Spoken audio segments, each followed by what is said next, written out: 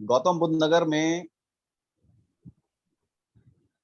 राजनीति अब लोकसभा चुनाव के लिए तैयार हो रही है और ये माना जा रहा है कि जिस तरीके से बीते 10 साल में भाजपा यहाँ विजयी होती रही है तो विपक्ष एक तरीके से समाप्त हो चुका है। लेकिन जैसे कहा जाता है कि प्रतिस्पर्धा कभी समाप्त नहीं होती, तो ऐसे में भाजपा में विपक्ष से ज्यादा भाजपा के अंदर प्रतिस्पर्धी शुरू हो गए हैं। इस प्रतिस्पर्धा में सबसे ज्यादा नाम जो सुनने में आ रहा है 2024 के लिए, वो माना जा रहा है कि जेवर विधायक धीरेन्द्र सिंह भी 2024 के लिए तैयारी कर रहे हैं। ऐसे में कई लोग धीरेन्द्र सिंह के बढ़ते हुए कदमों को भाजपा के वर्तमान सांसद डॉक्टर महेश शर्मा के लिए चुनौती मान रहे हैं। नमस्कार, मैं आशु भटनागर एनसीआर खबर प्राइम टाइम के इस एपिसोड में आपका स्वागत करता हूं। इस महत्वपूर्ण मुद्दे पे बात करने के लिए मेरे साथ वरिष्ठ पत्रकार विनोद शर्मा जी हैं, साथ ही वरिष्ठ पत्रकार राजेश बैरागी जी हैं और राजनीतिक विश्लेषक के तौर पे नवीन दुबे जी हैं। अगर आप इस प्रोग्राम को YouTube चैनल पर देख रहे हैं तो हमारा YouTube चैनल जरूर सब्सक्राइब करें। हमारा टारगेट है 10,000 सब्सक्राइबर का और इसे आप ही पूरा करवा सकते हैं। अगर आप इसे फेसबुक पर फॉलो कर रहे हैं, देख रहे हैं, तो इसे फेसबुक पर जरूर फॉलो करें। अब आते हैं मुद्दे पर।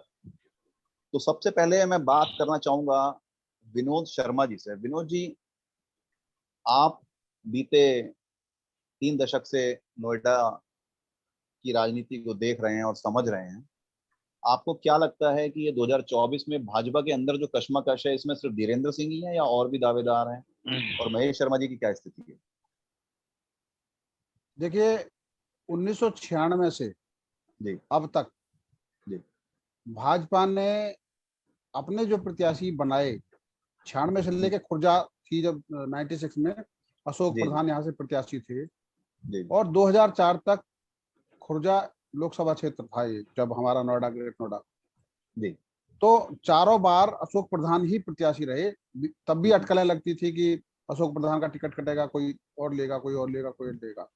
जी और 2008 में जब नई गौतम बुद्ध नगर लोकसभा क्षेत्र बना, जी तो 2009 से लेकर 2009, 2014, 2019 तीनों बार डॉक्टर महेश शर्मा को बीजेपी ने अपना प्रत्याशी बनाया जी और हर बार भाजपा के पक्ष में गौतम बुद्ध नगर लोकसभा क्षेत्र में स्थिति मजबूत होती गई। जब बहुजन समाज पार्टी की प्रदेश में सरकार थी, उस समय सुरेंद्र नागर और बीजेपी के प्रत्याशी डॉक्टर महेश शर्मा के बीच मुकाबला हुआ था जी और 15,000 वोटों के अंतर से उस समय डॉक्टर महेश शर्मा हारे थे। जी 2014 के चुनाव में 50% वोट भाजपा को मिले थे जी और 2019 के चुनाव में 59% वोट मिले। तो अगर हम आंकड़ों की बाजीगरी देखें तो आंकड़ों की बाजीगरी से दावा मजबूत डॉक्टर महेश शर्मा का बनता है। कोई कारण ऐसा बनता ही नहीं है जिसकी वजह से लोग टिकट काटेंगे। क्यों टिकट कटेगा? क्योंकि उन्होंने वोट बेस बनाया है, आधार बनाया है। और साथ ही अगर राजनीतिक प्रतिद्वंदिता की बात होती है तो हर संगठन में मजबूती, हमारी लोकतंत्र की यही है, खूबसूरती यही है कि हर आदमी को जो कार्यकर्ता है उसको आगे बढ़ने का मौका मिलता है। अब पार्टी संगठन में क्या राजनीतिक समीकरण बनते हैं, क्योंकि 3 बार वो 2009 में लड़े, 2014 में लड़े, 2019 में लड़े, 3 बार वो चुनाव लड़ चुके हैं गौतम बुद्ध नगर से। 2024 में उनकी दावेदारी सबसे मजबूत बनती है। लेकिन अगर पार्टी संगठन में कोई फेरबदल होता है तो मुझे लगता है कि डॉक्टर महेश शर्मा के अलावा अगर धीरेन्द्र सिंह का दावा है तो धीरेन्द्र के साथ साथ पंकज सिंह का भी दावा बनता है, क्योंकि वो नोएडा विधानसभा क्षेत्र से विधायक हैं और 2 बार चुने गए हैं। तो जैसा 2012 में हुआ था। विनोद शर्मा जी, इसी आधार पे तो मेरी बात तो सुनिए। 2012 में जैसे विधायक चुने गए थे डॉक्टर महेश शर्मा, तो 2014 का उपचुनाव हुआ और उसमें डॉक्टर महेश शर्मा जी को लोकसभा का टिकट दिया गया और उस समय जो 2.5 साल का कार्यकाल डॉक्टर महेश शर्मा का हुआ था, उसके बाद विमला बाथम को दे दिया गया। वो जीती, जी जी इसी तरीके से अब जो 2022 का चुनाव हुआ है जी उसमें पंकज सिंह जीते हैं, जी और 2024 आते आते इनका भी 2.5 साल का ही कार्यकाल होगा, जी जी धीरेन्द्र सिंह का भी कार्यकाल 2.5 साल का ही उस समय होगा। तो जी। ऐसी परिस्थिति में दावेदारी दोनों की बन रही है।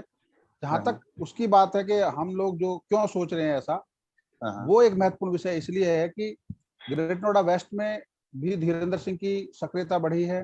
जी नोएडा एंटरप्रेन्योर एसोसिएशन के साथ बैठकर डॉक्टर जी धीरेन्द्र सिंह की सक्रियता बढ़ी है। जी यहाँ की आरडब्ल्यू के साथ उनकी बढ़ी है। वो उससे दो फायदे हैं, एक तो जी बीजेपी का अपना जनाधार जी मजबूत जी। हो रहा है, हाँ दूसरा हाँ व्यक्तिगत रूप से संपर्क के जरिए जी जी समस्याओं को जानना, जी ये एक जी बहुत अच्छी बात है। जी अगर हम एक क्षेत्र के प्रतिनिधि हैं, चाहे हाँ वो हाँ, जेवर के हैं, चाहे वो दादरी के हैं, चाहे नोएडा के, जी। अगर जेवर के प्रतिनिधि आकर नोएडा की समस्याओं को जानना चाहते हैं तो वो एक अच्छी बात है कि वो ग्राउंड लेवल पर मैं यही होमवर्क रोकूंगा कर सर रहे हैं। आपको, यही नहीं नहीं यही रोकूंगा। ये जी ये बड़ा आपने पॉइंट बनाया है। राजेश जी, ये जो बात कह रहे हैं विनोद जी, ये कह रहे हैं जी कि ये एक विधायक दूसरे विधायक के क्षेत्र में जाकर काम करने की कोशिश कर रहा है, तो ये अच्छी बात है, पार्टी का जनाधार बढ़ा रहा है, या ये एक विधायक दूसरे विधायक के क्षेत्र में जाकर अतिक्रमण कर रहा है? और ये बात चूंकि आपने भी मुझसे पहले करी तो थी कि जी जी, एक मिनट मैं सवाल कर जी लूं, ये जो आपने बात करी भी मुझसे कि ऐसा सोशल मीडिया पे लगातार दोनों तरफ से पक्ष आक्षेप लग रहे हैं, तो आपको जी क्या लग रहा है ये जो हम बात कर रहे हैं धीरेन्द्र सिंह की, इससे क्या माहौल बन रहा है? ये वाकई उतना सीधा है जितना विनोद जी कह रहे हैं? सबसे पहले तो आपको और एनसीआर न्यूज को नमस्कार, जी, एनसीआर और खबर सर। बड़े एनसीआर खबर से जी को नमस्कार। और बड़े भाई विनोद शर्मा जी आज साथ हैं, तो ये डिबेट का अच्छा माहौल बना है। जी दरअसल हम इस पर सोच क्यों रहे हैं, ये विषय, ये बात उठी क्यों है, जी जी ये एक डिबेट का हिस्सा क्यों, डिबेट का विषय क्यों बन गया है, जो विनोद शर्मा जी ने अपने अभी कहा है जी कि धीरेन्द्र सिंह यहाँ पर नोएडा और ग्रेटर नोएडा वेस्ट में जी। लोगों से संपर्क कर रहे हैं, बैठकें कर रहे हैं। हाँ हाँ हाँ उसका उद्देश्य उनका किसी अलग क्षेत्र, अपने क्षेत्र से अलग की समस्याओं के समाधान के लिए नहीं है। जी जी जी समस्या तो उनके क्षेत्र में ही बहुत है, जी जी। वो अपनी समस्याओं का समाधान करा लें। यहाँ आने का मतलब है कि जी यहाँ आने का मतलब है कि वो अपनी राजनीतिक महत्वाकांक्षा जो है उनकी, हाँ हाँ कि वो एमपी बनना चाहते जी जी जी हैं। एमपी बनने के लिए जहां तक एमपी का कार्य क्षेत्र जो सीमा है उस तक वो जाएंगे। जी जी जी और 2024 के चुनाव में जब टिकट वितरण की बात होगी जी जी तो उस समय वो भी अपनी दावेदारी पेश करेंगे, और दावेदारी के साथ जो साक्ष्य लगाने होते हैं, जो सबूत लगाने होते हैं, जिससे ये बताना होता है कि मैं क्यों उचित उम्मीदवार हूँ, उसके लिए वो अभी से तैयारी कर रहे हैं। जी और जब वो तैयारी कर रहे हैं तो इसकी चुनौती मिलेगी किसको? इसकी चुनौती मिलेगी मौजूदा सांसद जो सांसद जी, डॉक्टर महेश बिल्कुल। शर्मा हैं। इसी को लेकर सोशल मीडिया पर मैं पिछले कुछ दिनों से देख रहा था कि जी किसी साथी पत्रकार का भी नाम उसमें चल हम्म, रहा था कि भाई वो उनको उनके साथ घूम रहे हैं और उनके साथ चला रहे हैं। वो जी जी पत्रकार की अपनी मतलब कार्य होगा, उस पर हम कोई टिप्पणी नहीं करते हैं। बिल्कुल बिल्कुल। लेकिन लेकिन वो धीरेन्द्र सिंह के मन में कहीं ये बात है, और उनको शायद ये लगता है कि साठा चौरासी और ये हम्म, जेवर क्षेत्र का जो ठाकुर बाहुल्य क्षेत्र है, इस जी जी सबको मिलाकर हाँ हाँ और डॉक्टर महेश शर्मा का विरोध को मिलाकर हाँ वो हाँ कहीं इस बाजी को मार सकते हैं। हाँ हाँ, हालांकि मुझे ये मुझे उनका ये प्रयास जो है हाँ, वो हाँ। थोड़ा सा अतिरेक में लग रहा है, अच्छा, जल्दबाजी लग रही है। जल्दबाजी लग रही है। और ओके। जल्दबाजी इस सेंस में भी लग रही है कि डॉक्टर महेश शर्मा का कामकाज को लेकर कोई हम्म। सवाल नहीं है। नहीं, डॉक्टर उनके महेश शर्मा जी कामकाज को को ले लेकर नहीं नहीं नहीं, मैं यहाँ पर रोकूंगा। डॉक्टर महेश जी शर्मा को लेकर 2019 में भी काफी विरोध रहा है। और मुझे याद है जनवरी 2019 में एक रिपोर्ट, एक सर्वे हम लोगों ने डाला था, तो तब ये माहौल था कि लोग डॉक्टर महेश शर्मा के खिलाफ तब भी बातें कर रहे थे, और लोगों ने 2019 में भी डॉक्टर महेश शर्मा को कमल के फूल पे वोट दिया था, शर्मा जी के नाम पे वोट नहीं दिया। देखिए, तो एज ए कैंडिडेचर, अभी विनोद शर्मा जी ने आंकड़ों के माध्यम से, बाकायदा फैक्ट के माध्यम से बताया है कि 50% से 59% वोट हुई जी, विरोध था और 9% वोट बढ़ गया। नहीं सर, मैं इसलिए रोकूंगा आपको कि 2014-19, एक मिनट, नहीं एक मिनट, 2014, 17, 19 यहाँ पर जो चुनाव हुए हैं, अगर हम राजनीति को देखेंगे तो ये सब मोदी और योगी के नाम पे वोट पड़ा। इसमें कैंडिडेट को जो है मैं तो नहीं दिया गया। ये हमने इस चुनाव में भी देखा, जहां तो 2024 में भी तो योगी और मोदी पे ही वोट मिलेगा। जी जी जी जी जी में भी तो योगी मोदी पे मिलेगा। जी विनोद जी, मैं वही कह रहा हूँ। तो अगर यदि ये बात थी, हाँ, तो बीजेपी 150 सीट हारी है उत्तर प्रदेश में। बिल्कुल वो बात सही है 2019 के चुनाव में।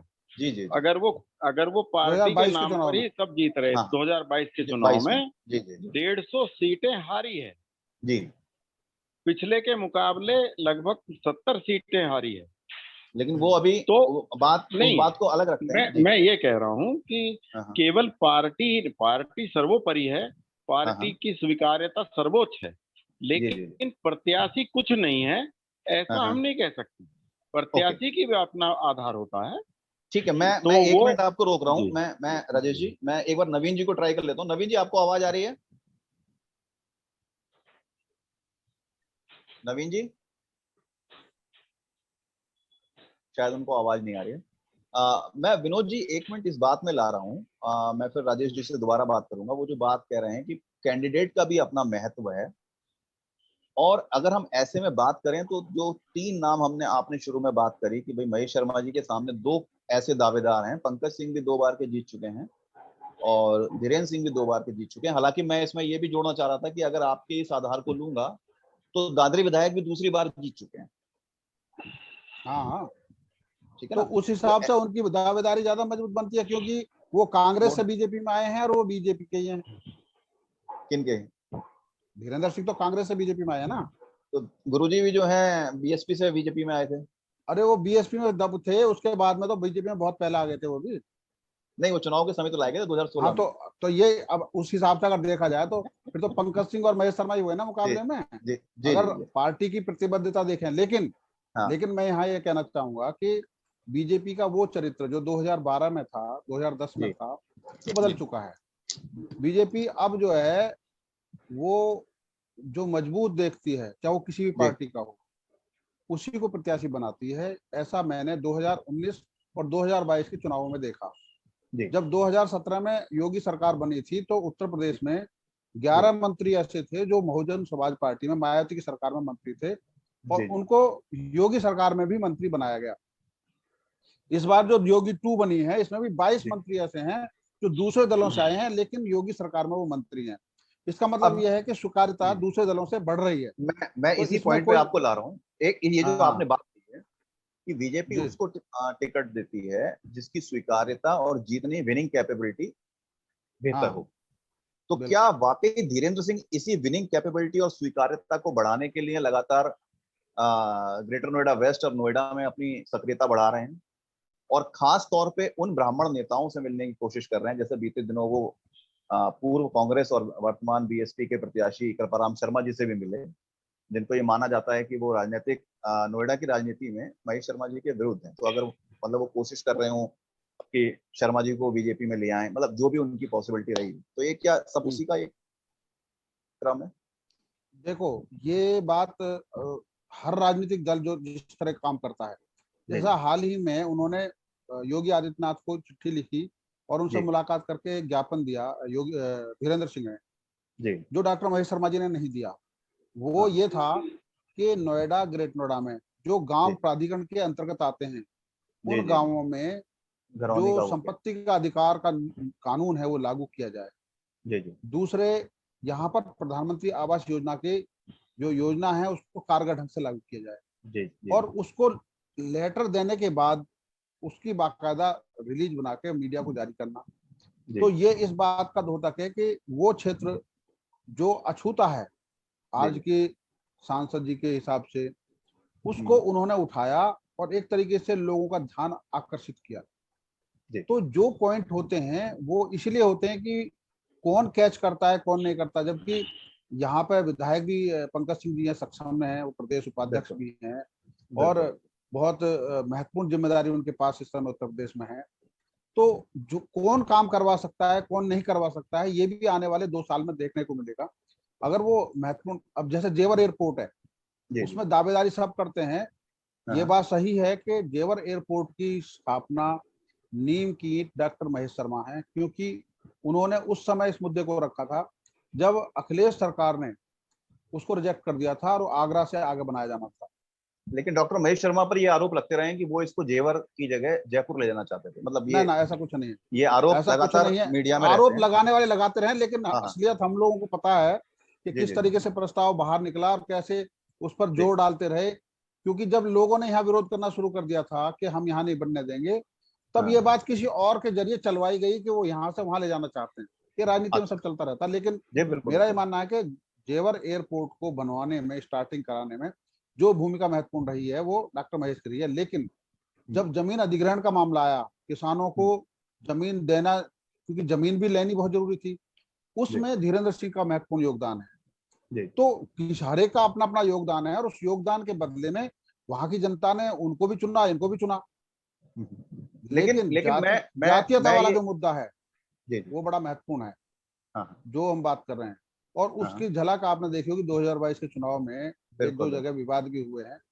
हाँ हाँ। और 2000 जब 14-19 के चुनाव हो रहे थे तब भी विवाद हुए थे। जी जी लेकिन वो विवाद आगे कितना बढ़ता है या उसको कंप्रोमाइज जी। किया जाता है, संगठन के जरिए संभाला जाता है, वो आने वाले दिनों में देखने को मिलेगा। जी अच्छा, मैं अब इस पूरे डिबेट में दूसरे पार्ट पे आता हूँ। ये तो हमने एक मान लिया कि ये एक संघर्ष चल रहा है और वो 2 साल में कितना कर पाएंगे। मैं राजेश जी अब इस बात पे आता हूँ कि क्या धीरेन्द्र सिंह जिस तरीके से चल रहे हैं उससे वो लक्ष्य को हासिल कर पाएंगे जो फिलहाल उनका है, टिकट हासिल करना, या नहीं? आपका क्या अनुमान है जो सोशल मीडिया पे आपने देखा अभी बीते दिनों जो देखिए, संघर्ष?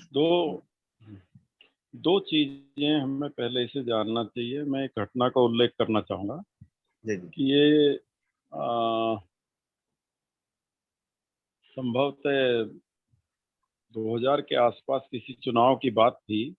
जी जी सभी लोग टिकट मांग रहे थे विधानसभा का। नवाब सिंह नागर भी टिकट मांग रहे थे। जी जी उनके सामने ही एक और टिकट अभ्यर्थी ने जी।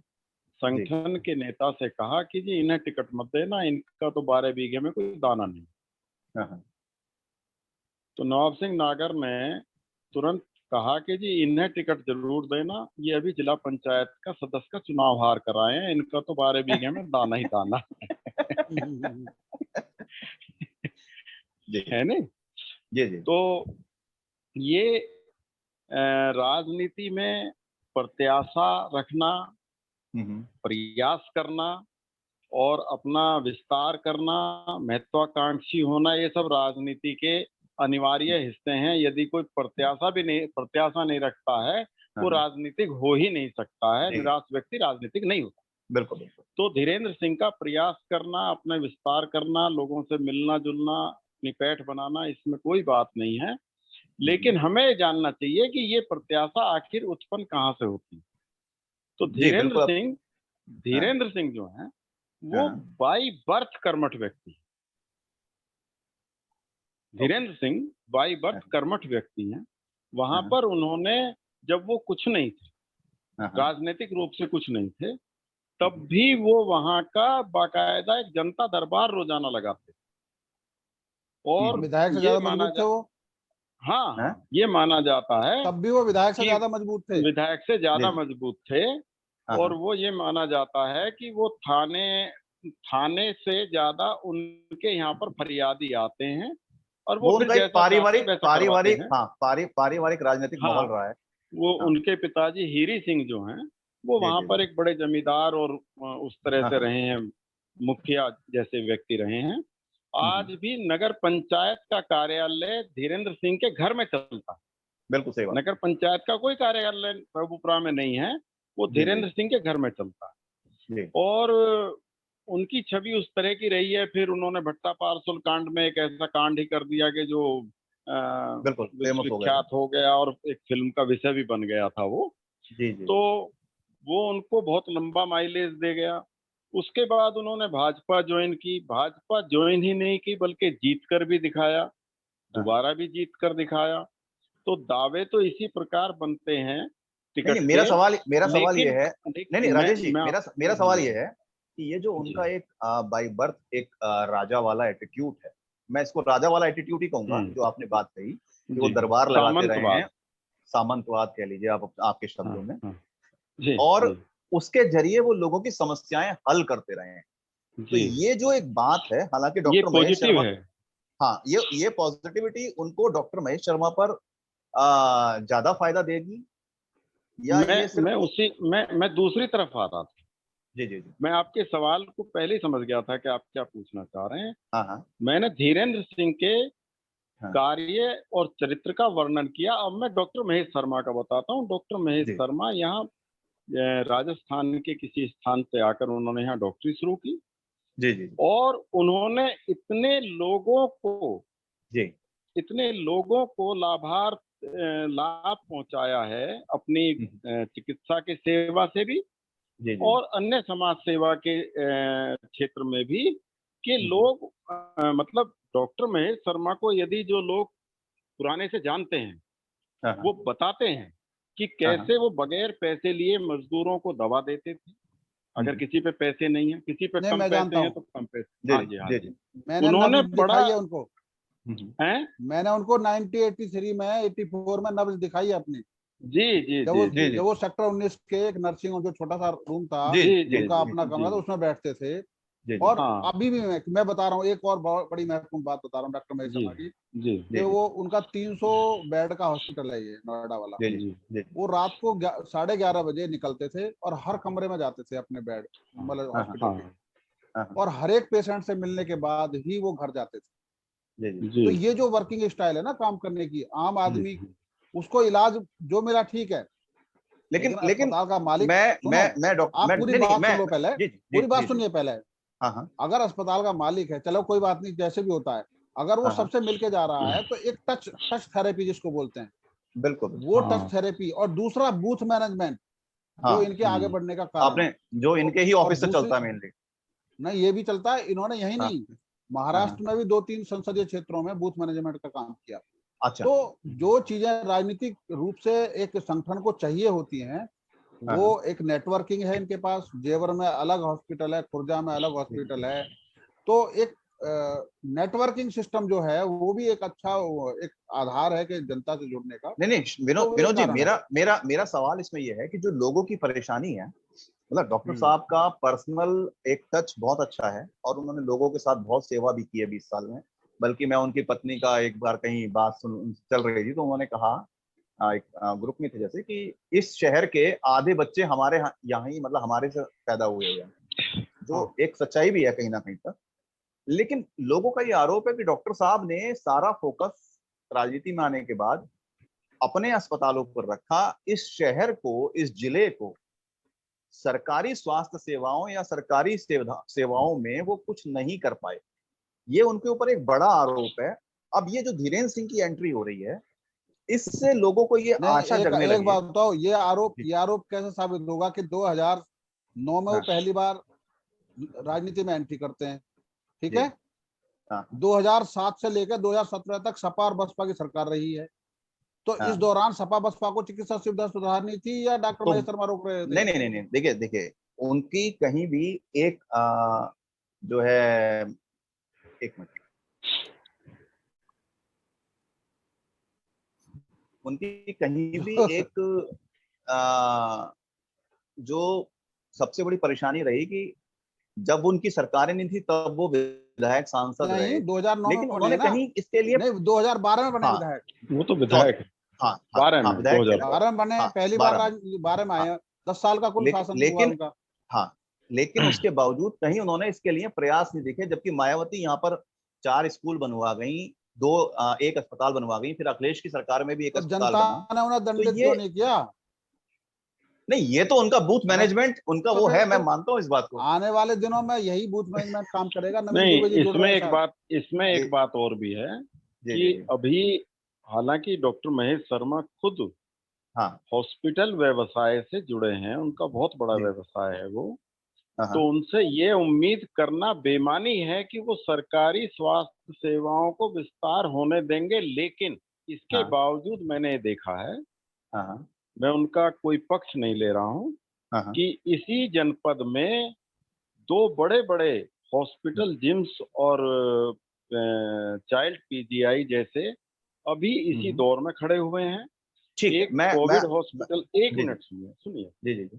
कोविड का जो नियंत्रण रहा है इस दौर में, कोविड भी बिल्कुल। आया है, हाँ हाँ उसने सभी को प्रभावित किया है। हाँ हाँ। उसमें भी यहाँ का मैनेजमेंट काफी अच्छा रहा है, हालांकि आंकड़े यहाँ भी छुपाए गए हैं प्रशासन के द्वारा। नहीं, मैं वो उस पे नहीं जाऊंगा, कोविड पे मैं अलग डिबेट हाँ, रखूंगा। हम उधर हाँ नहीं जाना चाहते हैं, लेकिन बिल्कुल। हम ये कह रहे हैं कि हाँ डॉक्टर साहब के समय में यदि डॉक्टर साहब का माना जाए कुछ, तो जी जी। वो ये है कि स्वास्थ्य सेवाएं हाँ जनपद हाँ में एक नए स्तर से खड़ी हुई हैं यहाँ पर। जी अगर जी वो जी। उसे रोक रहे होते तो ये खड़ी नहीं होती, हाँ हाँ व्यवधान हाँ। उत्पन्न कर रहे होते तो खड़ी नहीं ठीक। होती। या ठीक है, मैं रोक रहा हूँ राजेश जी, क्योंकि अभी जी नवीन जी आ गए हैं, मैं 1 मिनट उन्हें भी दे दूं। जी, हाँ बहुत हाँ, बहुत जी नमस्कार। बहुत लीजिए मुश्किल लीजिए, से आए ठीक हैं। है, नवीन जी, नमस्कार जी जी नमस्कार। आप समाजवादी पार्टी से हैं, जी और यहाँ मुद्दा ये हो रहा है कि 2024 में समाजवादी पार्टी तो खैर अभी भी कहीं दिखाई नहीं देगी। मु- मुद्दा ये है कि क्या महेश शर्मा जी के सामने जो धीरेन्द्र सिंह जी का एक व्यक्तित्व खड़ा होता दिख रहा है, जी। तो क्या टिकट उनको मिल जाएगा, या मिल जाएगा तो वो कितने सफल रहेंगे, या टिकट ले भी पाएंगे या नहीं ले पाएंगे? इस पे एक छोटा सा 1 मिनट का आपका मैं वो टाइम दे रहा हूँ, फिर क्लोज करूंगा इसे। तो जी मैं 1 मिनट ही लूंगा, 59 सेकंड के बाद अलार्म दे देना मुझे। जी जी जी। मैं आपको एक ही बात कहूंगा, हाँ हाँ भारतीय जनता पार्टी के अंदर लॉबीबाजी चल रही है, इसको आप नकार नहीं सकते हैं। और वहाँ दो जी लॉबी बड़े लेवल पर कारगर हैं। एक जी जी। लॉबी है जो अमित शाह जी द्वारा गवर्न की जाती है, हाँ दूसरी हाँ लॉबी है जो योगी आदित्यनाथ जी गवर्न करते हैं। जी और जी जिसके टकराव आपने देखे होंगे, जितिन प्रसाद हैं, ब्रिजेश पाठक जी हैं, अभी राज्य मंत्री खटीक जी का इस्तीफा हुआ है, या जी जी। सुनील बंसल इस लॉबी से आते हैं, तो ये लॉबिंग चल रही है वहां पर। और हाँ हाँ, लॉबिंग में क्योंकि धीरेन्द्र सिंह जी जो आते हैं वो योगी आदित्यनाथ जी की लॉबी से आते हैं, इसको बिल्कुल आप सही। नकार नहीं सकते हैं। बिल्कुल। अब दूसरी चीज आती है कि पंकज सिंह जी जो आते हैं वो अमित शाह की लॉबी से आते हैं, आप नोट कर लीजिए, क्योंकि जी जी। राजनाथ जी क्षत्रिय समाज के एक बड़े नेता उत्तर प्रदेश में रहे हैं जब योगी बिल्कुल। जी कुछ भी नहीं थे, हाँ ये हाँ स्वीकार करना पड़ेगा। आज हाँ। की तारीख में योगी आदित्यनाथ जी को आगे लाकर मैं राजनाथ जी मैं का मैं डाउन करने मैं का जरा काम भारतीय मैं जनता जरा सा पार्टी ने किया है। मैं जरा सा संशोधन करना चाहूंगा प्लीज प्लीज कि प्लीज प्लीज। एक। पंकज सिंह हाँ। तीसरी लॉबी से आते हैं।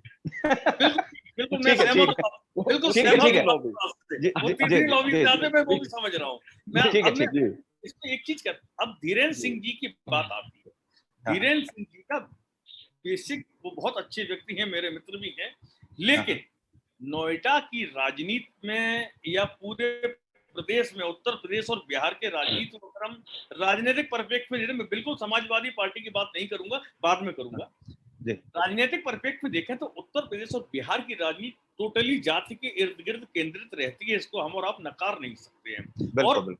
अब तो आपने देख भी लिया है कि राष्ट्रपति का चुनाव भी जातिगत होता चला आ रहा है, तो इस जी चीज जी। को नकार नहीं सकते। नोएडा की आबादी में डॉक्टर महेश शर्मा फैक्टर को माइनस करके चलना हाँ हाँ भारतीय जनता पार्टी के लिए आत्मघाती सिद्ध होगा, ये मैं आज बोलना चाहता हूँ। डॉक्टर ठीक। महेश शर्मा को आप माइनस नहीं कर सकते हैं। हाँ, बेशक बीजेपी उनको कहीं गवर्नर बना दे या कहीं जी। और एकोमोडेट कर ले, तो हाँ ये हाँ। पॉसिबल है कि धीरेन्द्र सिंह ओके। जी हो, पंकज सिंह जी हो, या कोई और सिंह साहब आ जाएं, जी जी जी किसी जाति से आ जाए, चाहे वो गुर्जर समाज से आ जाएं, अन्य जी जी। समाज से आ जाएं, चुनाव आसानी से निकाल लेंगे, क्योंकि डॉक्टर साहब का सपोर्ट उनके साथ रहेगा। इस चीज को ठीक है, आप नहीं बस बता ठीक। सकते हैं। मैं यहीं और यहीं इसको रोक रहा हूँ। जनता यहीं आपके रोक साथ सर, खड़ी है। यहीं रोक रहा हूँ। हाँ, जी 10 सेकंड। तो आज इस चर्चा को यहीं विराम देते हैं। जैसा कि नवीन दुबे जी ने कहा, डॉक्टर महेश शर्मा को माइनस करके गौतम बुद्ध नगर में भाजपा को देखना संभव नहीं है। हालांकि विनोद शर्मा जी और राजेश बैरागी जी ने धीरेन्द्र सिंह के व्यक्तित्व और कार्यप्रणाली को लेकर जो बातें कही हैं, उससे ये माना जा सकता है कि उनकी नोएडा और ग्रेटर नोएडा में बढ़ती सक्रियता निश्चित तौर पे 2024 में डॉक्टर महेश शर्मा के लिए चुनौती के तौर पर देखी जाएगी। हालांकि भाजपा किसको टिकट देगी ये तय होने में अभी 2.5 साल है, और जैसा कि भाजपा में कहा जाता है कि भाजपा में टिकट क्लियर होने के बाद भी किसी के बारे में कुछ कहा जा सकता है, तब तक धीरेन्द्र सिंह और डॉक्टर महेश शर्मा और या फिर उनके अलावा कोई तीसरा चेहरा भी इस रेस में अपनी पहचान बनाने के लिए लगा रहेगा। हम सिर्फ इसका आकलन कर सकते हैं और समय आने पर ही इसके बारे में कुछ कह सकते हैं। इस डिबेट को आज यही रोकते हैं, कल फिर मिलेंगे एक नई डिबेट में, एक नई चर्चा में, नए लोगों के साथ। तब तक के लिए